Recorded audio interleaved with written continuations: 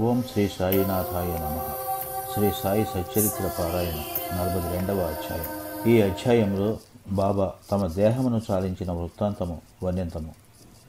గత అధ్యాయములలో చెప్పిన లీలలు బాబా కృపయను కాంతిచే ఐహిక జీవితమందలి భయమును ఎటుల తోసివేయగలమో, మోక్షమునకు మార్గము ఎట్లు తెలుసుకొనగలమో, మన కష్టములను సంతోషముగా ఎట్లు మార్చగలమో చెప్పును. సద్గురుని పాదారవిందములను జ్ఞప్తియందు ఉంచుకొనినచో మన కష్టములు నశించును, మరణము దాని నైజమును కోల్పోవును, ఐహిక దుఃఖములు నశించును. ఎవరైతే తమ క్షేమమును కోరెదరో వారు శ్రీ సాయి లీలలను జాగ్రత్తగా వినవలను.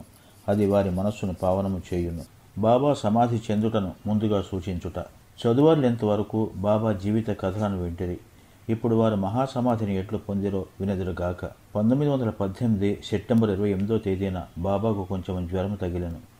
జ్వరము 2-3 దినములు ఉండెను. కానీ అటు తర్వాత బాబా భోజనము మానెను. అందుచేత క్రమంగా బలహీనులైరి. 17వ రోజు అనగా 1918వ సంవత్సరం అక్టోబర్ 15వ తేదీ మంగళవారం మధ్యాహ్నం 2:30 బాబా భౌతిక శరీరమును విడిచిరి. ఈ విషయంను 2 సంవత్సరములకు ముందే బాబా సూచించిరి గాని అది ఎవరికీ బోధపడలేదు. అది ఇట్లు జరిగాను. 1916వ సంవత్సరం విజయదశమి నాడు సాయంకాలం గ్రామంలోని వారందరూ సీమోల్లంఘనమునర్చి తిరిగి వచ్చుచుండగా బాబా హఠాత్తుగా కోపోద్రిక్తులైరి. సీమోల్లంఘనమనగా గ్రామపు సరిహద్దును దాటుట. బాబా తమ తలగుడ్డ, కఫని, లంగోటి తీసి వానిని చించి ముందున్న ధునిలోనికి విసిరివైచరి. దీని మూలముగా ధుని ఎక్కువగా మండజొచ్చెను. ఆ కాంతిలో బాబా మిక్కిలి ప్రకాశించెను. బాబా అక్కడ దిగంబరులై నిలిచి ఎర్రగా మండుచున్న కండ్లతో బిగ్గరగా ఇట్లు అరిచెను. ఇప్పుడు సరిగ్గా గమనించి నేను హిందువునో మహమ్మదీయుడనో చెప్పుడు. అచటనున్న ప్రతివాడు గడగడ వణికిపోయెను. బాబా వద్దకు పోవుటకు ఎవరునూ సాహసించలేకపోయిరి. కొంతసేపటికి భాగోజీ సిందే కుష్ఠరోగ భక్తుడు ధైర్యంతో దగ్గరకు పోయి లంగోటిని కట్టి ఇట్లనెను, బాబా, సీమోల్లంఘన నాడు ఇదంతయు ఏమి? ఈ రోజు నా సీమోల్లంఘనం అనుచూ బాబా సటకాతో నేలపై కొట్టెను. బాబా రాత్రి 11 గంటల వరకు శాంతించలేదు. ఆ రాత్రి చావడి ఉత్సవం జరుగునో లేదో అని అందరూ సంశయించిరి. 1 గంట తర్వాత బాబా మామూలు స్థితికి వచ్చాను. ఎప్పటి వలె దుస్తులు వేసుకుని చావడి ఉత్సవమునకు తయారయ్యాను. ఈ విధముగా బాబా తాము దసరా నాడు సమాధి చెందుదమని సూచించిరి గాని అది ఎవరికీ అర్థము కాలేదు. దిగువ వివరించిన ప్రకారము బాబా మరి ఒక సూచన కూడా చేసిరి. రామచంద్ర తాత్యా కోటే పాటిళ్ల మరణం తప్పించుట. ఇది జరిగిన కొంతకాలం పిమ్మట రామచంద్ర పాటిల్ తీవ్రముగా జబ్బుపడెను. అతడు చాలా బాధపడెను. అన్ని ఔషధములు ఉపయోగించెను. కానీ అవి గుణమునివ్వలేదు. నిరాశ చెంది చావుకు సిద్ధముగా నుండెను. ఒకనాడు నడిరయ్యి బాబా అతని దిండు వద్ద నిలిచెను. పాటిల్ బాబా పాదములు పట్టుకుని, నేను నా జీవితంపై ఆశ వదులుకున్నాను. నేనెప్పుడు మరణించేదనో దయచేసి చెప్పుడు అనెను. దాక్షిణ్యమూర్తి యగు బాబా, నీవు ఆతృత పడవద్దు. నీ చావు చీటీ తీసివేసి తిని త్వరలో బాగుపడెదవు. కానీ తాత్యాకోతే పాటిల్ గూర్చి సంశయించుచున్నాను. అతడు శక సంవత్సరం 1840 అంటే 1918 విజయదశమి నాడు మరణించును. ఇది ఎవరికినీ తెలియనీయకు. వానికి కూడా చెప్పవద్దు. చెప్పినచో మిక్కిలి భయపడును అనిరి. రామచంద్ర దాదా జబ్బు కుదిరెను గాని అతడు తాత్యా గూర్చి సంశయించుచుండెను. ఏలన బాబా మాటకు తిరుగులేదు కనుక తాత్యా 2 సంవత్సరములలో మరణము చెందుననుకునెను. దీనిని రహస్యముగా నుంచెను. ఎవరికి తెలియనీయలేదు గాని బాలశింపికి మాత్రమే చెప్పాను. రామచంద్ర పాటిల్, బాలశింపి ఈ ఇరువురు మాత్రమే తాత్యా గూర్చి భయపడుచుండిరి.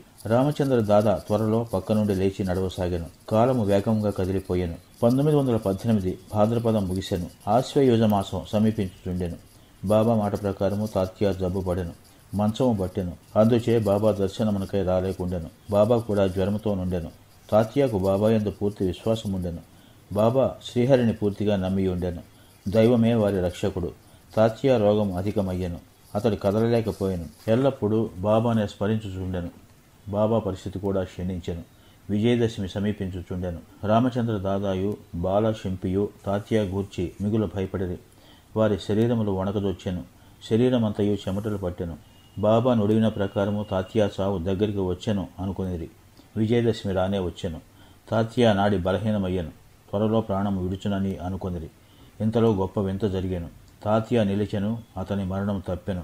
అతనికి బదులుగా బాబా దేహత్యాగము చేసెను.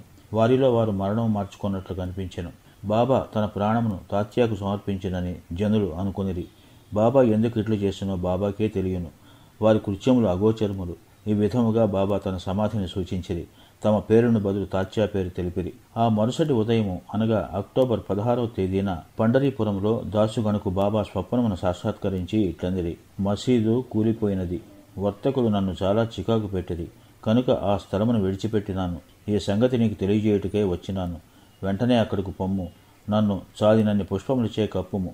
షిరిడీ నుంచి వచ్చిన ఉత్తరం వలన కూడా దాసుగానికి ఈ సంగతి తెలిసాను. అతడు వెంటనే శిష్యులతో షిరిడీకి చేరాను.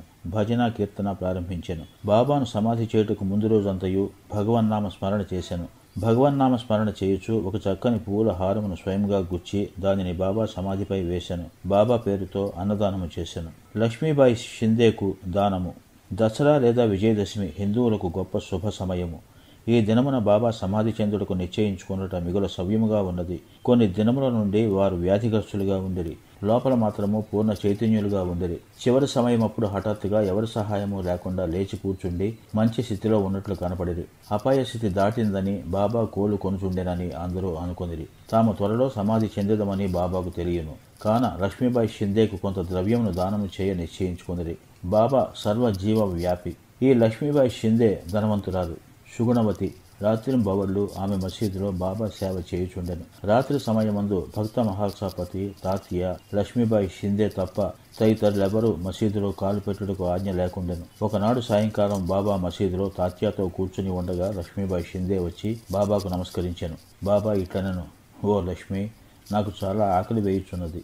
వెంటనే ఆమె లేచి, కొంచెం సేపు ఆగము, నేను త్వరలో రొట్టెను తీసుకుని వచ్చేదను అనెను. అనిన ప్రకారము ఆమె త్వరగా రొట్టె కూర తీసుకుని వచ్చి బాబా ముందు పెట్టెను. బాబా దానిని అందుకొని ఒక కుక్కకు వేసెను. లక్ష్మీబాయి ఇట్లడిగెను, అది ఏమి బాబా?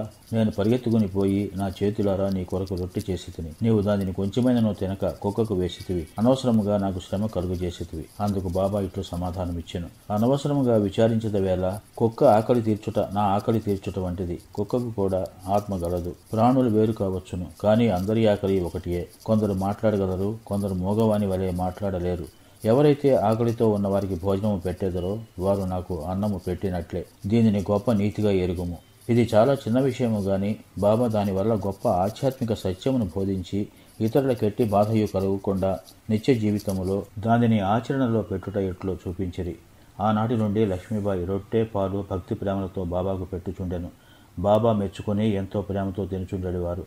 అందులో కొంత తాను తిని మిగతా రాధాకృష్ణమాయికి పంపుచుండెను. ఆమె బాబా భుక్తశేషమునే ఎల్లప్పుడూ తినుచుండెను. ఈ రొట్టె కథను విషయాంతరముగా భావించరాదు. దీనిని బట్టి బాబా సర్వజీవుల యందు గలడని తెలుసుకొనగలము. బాబా సర్వవ్యాపి, చావు పుట్టుకలు లేనివారు, అమరులు. బాబా లక్ష్మీబాయి సేవలను జ్ఞప్తి యందు ఉంచుకునిరి. ఆమెను మరచేత రెట్లు. బాబా తన భౌతిక శరీరమును విడిచినప్పుడు తన జేబులో చేయి పెట్టి ఒకసారి 5 రూపాయలు, ఇంకొకసారి 4 రూపాయలు, మొత్తం 9 రూపాయలు తీసి లక్ష్మీబాయికి ఇచ్చిరి. ఈ సంఖ్య 21వ అధ్యాయంలోని నవవిధ భక్తులను తెలియచేయును. లేదా ఇది సీమోల్లంఘన సమయమున ఇచ్చు దక్షిణ అనుకొనవచ్చును. లక్ష్మీబాయి షిందే ధనవంతురాల గొడిచే ఆమెకు ధనం అవసరం లేదు. కనుక బాబా ఆమెకు ముఖ్యముగా నవవిధ భక్తులను కూర్చి బోధించి ఉండవచ్చును. భాగవతము 11వ స్కందము 10వ 6వ శ్లోకము పూర్వార్థమున 5, ఉత్తరార్థమున 4 విధముల భక్తి చెప్పబడి ఉన్నది. బాబా ఈ ప్రకారముగా మొదట 5, తదుపరి 4, మొత్తం 9 రూపాయలు ఇచ్చెను. ఒక 9 గాక 9కి ఎన్నో రెట్ల రూపాయలు లక్ష్మీబాయి చేతి మీదుగా వ్యయమైనవి. కానీ బాబా ఇచ్చిన ఈ 9 రూపాయలు ఆమె ఎన్నటికీ మరువదు. మిక్కిలి జాగరూకత మరియు పూర్ణ చైతన్యము కలిగి ఉండు బాబా అవసాన కాలమందు కూడా తగిన జాగ్రత్త పడను. తన భక్తులపై గల ప్రేమానురాగముల యందు తగులుకొనకుండునట్లు వారందరినీ లేచి పొమ్మందిరి. కాకాసాహెబ్ దీక్షిత్, బాబుసాహెబ్ బూటీ మొదలగు వారు మసీదునందు ఆందోళనతో బాబాను కనిపెట్టుకుని ఉండిరి. కానీ బాబా వారిని వాడకపోయి భోజనం చేసి రండనిరి. వారు బాబాను విడవలేకుండిరి. బాబా మాటను జవదాటలేకుండిరి. మనసునందు ఇష్టం లేనప్పటికీ వారు పోలేక మసీదు విడిచిపోయిరి. బాబా స్థితి అపాయకరముగా ఉండెనని వారికి తెలియను. కనుక వారు బాబాను మరవకుండిరి. వారు భోజనమునకు కూర్చుండేదే గాని వారి మనసు బాబాపై ఉండెను. వారు భోజనము పూర్తి చేయకమునిపే బాబా తమ భౌతిక శరీరమును విడిచినని వార్త వచ్చెను. భోజనములను విడిచి అందరూ మసీదుకు పరిగెత్తిరి. బయాజీ అప్పాకోతేపై బాబా దేహము ఒరిగి ఉండెను. వారు నేలపై గాని తమ గద్దెపై గాని పడలేదు. తమ స్థలములో ప్రశాంతంగా కూర్చుండి తమ చేతితో దానము చేయుచు శరీరము విడిచిరి. యోగులు శరీరము ధరించి ఏదో పని మీద భూలోకమునకు వత్తురు. అది నెరవేరిన పిమ్మట వారెంత నెమ్మదిగాను సులభముగాను అవతరించిరో అంత శాంతముగాను వెళ్ళెదరు. ఓం సాయినాథాయ నమః. 42వ అధ్యాయము సంపూర్ణము. శుభం భవతు. శ్రీ సజ్జనానంద సద్గురు సాయినాథ మహారాజ్ కీ జై.